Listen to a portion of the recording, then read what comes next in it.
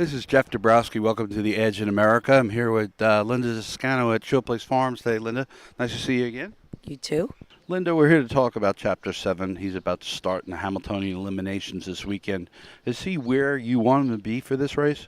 Well, there's nothing not to like about the horse. The horse is a little horse with a huge heart.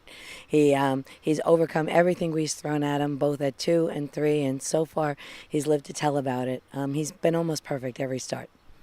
Linda, Chapter 7's last start, he won the Stanley Dancer in 53 and 1.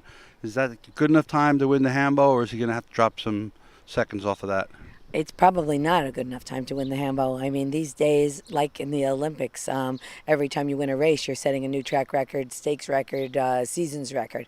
It's these horses, especially the trotters, are getting more and more like Hobble Pacers. They just go faster and faster and faster. I'm expecting it's going to have to be around 51 and a piece, possibly more than that.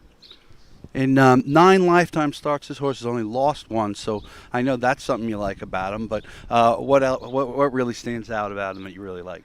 I think his gait is the biggest part about him, and his desire to win.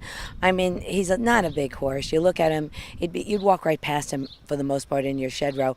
He's not impressive looking, but when he gets on the racetrack, he's got a nice big gait that covers a lot of ground. That's what Mike has liked about him from the first time he ever sat behind him, and just his desire to win. I mean, he just loves a target, and he loves to get there first.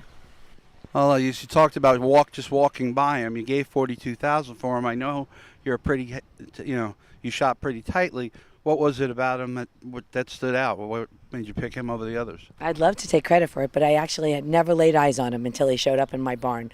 The owner and an agent picked him out, and they gave him to me to train. So I never saw him until he got to me.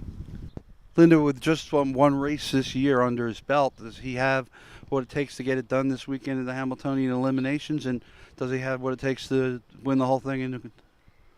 He has what it takes. Whether or not he has enough of what it takes at this point, I don't know. I did the best I could. He was sick early this year. He got a very, very late start.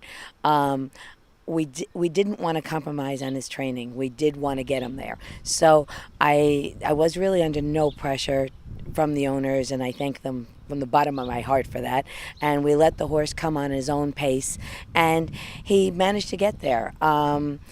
I know in my heart I probably should have started him last week for the conditioning end of it, but when I heard what the weather was and I know how hard he's trained to get to where he is right now, I really thought that he might benefit more by the week off last week than racing in that 100-degree heat.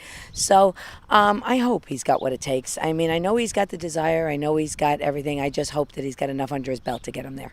Well, we hope so for you, and wish you the best of luck. Thank you for being on the Edge in America, and thank you all for watching. Thanks, Jeff.